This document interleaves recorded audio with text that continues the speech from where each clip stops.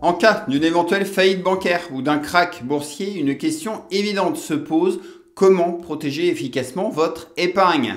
Alors bonjour et bienvenue sur la chaîne Price Bank. Je suis très heureux de vous retrouver aujourd'hui pour cette seconde partie consacrée à la protection de votre argent. La semaine dernière, je vous ai révélé les craintes de nos banques centrales sur la situation actuelle. Je vous ai donné également mon avis sur nos banques françaises, mais aussi sur le FGDR et ses pseudo-garanties censées protéger votre épargne.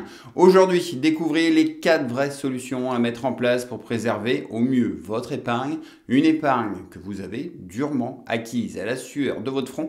Alors vraiment, si tous ces sujets vous intéressent, eh bien je vous invite déjà à vous abonner à la chaîne, à liker cette vidéo et à présent écoutez bien jusqu'au bout nos 4 solutions car vous allez le voir, tout se joue parfois dans les détails. Allez, c'est parti! Dans la première partie, on l'a vu, nos banques françaises disposent de ratios financiers plutôt rassurants, reste que les bilans et données comptables ne nous disent pas forcément tout de nos établissements bancaires et on n'est jamais à l'abri d'un scandale ou d'une mauvaise surprise. Du coup, mon premier conseil et le premier réflexe que vous devez avoir pour protéger votre argent va être de vous multi-bancariser et de répartir vos avoirs sur différentes banques. En faisant cela, vous vous offrez une solution de repli indispensable au cas où une banque deviendrait défaillante. En clair, ayez toujours un plan de secours. Ensuite, cela vous permet également de cumuler les plafonds de garantie du FGDR abordés dans la première vidéo. Plus concrètement, si vous avez par exemple 5 000, 10 000 ou jusqu'à 200 000 euros d'épargne, je vous invite à avoir au minimum 2 banques au-delà. Et selon vos placements et la nature de vos investissements, prenez-en au moins 3, mais le plus important n'est pas de les cumuler, mais d'avoir une répartition équitable de votre argent. Car si, admettons, vous avez placé 300 000 euros sur un établissement et seulement 1 000 euros sur un autre, eh bien, votre protection ne sera clairement pas la plus optimale qui soit. Bref, dans tous les cas, en ayant plusieurs banques, vous réduisez mécaniquement votre exposition au risque de faillite d'un établissement. En revanche, qui dit plus de banques, dit généralement plus de frais bancaires et du coup, pour vous multibancariser à moindre coût, eh bien, pensez aux banques en ligne. Les meilleures d'entre elles sont sans frais et vous pouvez y ouvrir un compte délivré, des comptes titres de l'assurance vie, souscrire à des crédits et assurances et vous gérez votre argent en ligne très facilement. Et personnellement, depuis plus de 3 ans, mes 2 banques en ligne ne m'ont strictement rien coûté. Non, en fait, avant d'ouvrir un compte dans une banque en ligne et pour éviter tout risque de contagion évident en cas de faillite, évitez si possible de choisir une filiale de votre banque traditionnelle. Par exemple, si vous êtes à la Société Générale, eh bien, évitez peut-être d'ouvrir un compte chez Boursorama. Si vous êtes à la BNP, évitez Hello Bank ou si vous êtes au Crédit Mutuel, évitez Monabank ou Fortuneo. Bon, bref, vous avez compris la logique et si vous avez du mal à choisir, vous trouverez sur notre chaîne et notre site internet pricebank.fr toutes nos vidéos dédiées à ces banques. Vous trouverez aussi notre palmarès 2024 ainsi que notre simulateur de vos frais bancaires, un simulateur exclusif qui vous trouve la banque la plus adaptée à vos besoins et au meilleur prix. Maintenant, autre point important, en dehors de nos banques françaises, vous êtes également de plus en plus nombreux à ouvrir des comptes bancaires à l'étranger, en Suisse ou en Allemagne par exemple, et cette pratique est tout à fait légale. Par contre, s'il vous plaît, ne faites surtout pas comme Monsieur Cahuzac, notre ancien ministre chargé du budget. Je n'ai pas, monsieur le député, je n'ai jamais eu de compte à l'étranger. Non, en fait, plus sérieusement, pour vos éventuels comptes détenus à l'étranger, il vous faut les déclarer via le formulaire 3916. Vous le trouverez en description de cette vidéo et vraiment, en synthèse, retenez que la multibancarisation me semble incontournable aujourd'hui. Elle doit juste rester quelque chose de simple à gérer au quotidien. Et d'ailleurs, donnez-moi, vous, votre avis. Dites-moi si vous avez plusieurs banques ou si vous avez du mal à franchir le pas. Merci de vos retours d'expérience sur ce sujet. Et maintenant, découvrez toute l'importance de diversifier suffisamment vos avoirs. Lors d'une crise, il est très rare que tous les actifs plongent en même temps et il est primordial de diversifier votre argent pour éviter de très fâcheuses déconvenues. Alors ce conseil, je le répète très souvent dans mes vidéos et pour que ce soit le plus efficace possible, eh bien dès le départ, votre stratégie et vos objectifs d'épargne doivent être clairs et dès le départ, votre patrimoine doit être savamment structuré. La première étape incontournable, c'est votre épargne de précaution et en ces périodes très incertaines, ne sous-estimez pas toute l'importance d'avoir du cash.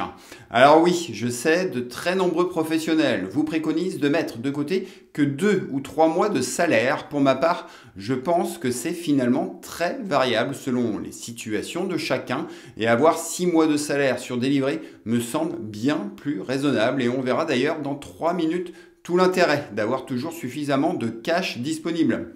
Ensuite, une fois cette épargne de précaution mise de côté, il reste à structurer votre épargne et à la répartir sur différents actifs entre des actions, des ETF, de l'immobilier physique ou papier, mais aussi un peu de fonds euros via une assurance vie ou pourquoi pas de l'or ou d'autres actifs tangibles. Et pour vous aider dans cette répartition, notre bilan patrimonial est accessible à tous gratuitement et il est à utiliser sans aucune modération. Alors surtout, profitez-en. Avec cet outil, c'est très simple. Vous saisissez vous-même vos informations personnelles, vos revenus, votre patrimoine et selon votre appétence au risque, eh bien, notre bilan patrimonial vous préconise ensuite la meilleure diversification possible par classe d'actifs. Bref, cet outil vous donne le bon cap à suivre en vous apportant plus de clarté et de sérénité dans vos décisions. Pour l'utiliser, vous trouverez juste ici en description le lien d'accès direct. Alors faites le test et sur ce, si tout est clair pour vous, eh bien voyons maintenant comment mieux gérer vos émotions en temps de crise. Quand la bourse dégringole et qu'une crise s'abat sur nous, eh bien la nature humaine nous pousse à agir, mais malheureusement, la précipitation est très souvent notre pire ennemi.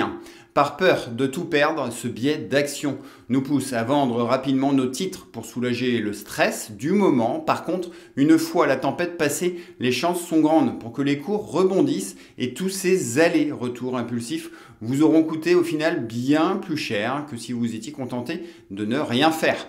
Alors du coup, en pleine tourmente, le premier bon réflexe à avoir est de prendre un peu de hauteur sur la situation et pour cela, le mieux est de toujours rester focus sur vos objectifs de long terme, d'attendre tout simplement que l'orage passe et de vous détourner des chaînes d'actualité bien trop anxiogènes.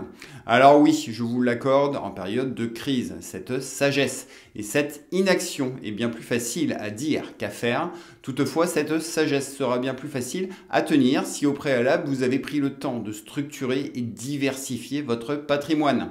Par contre, pas de miracle.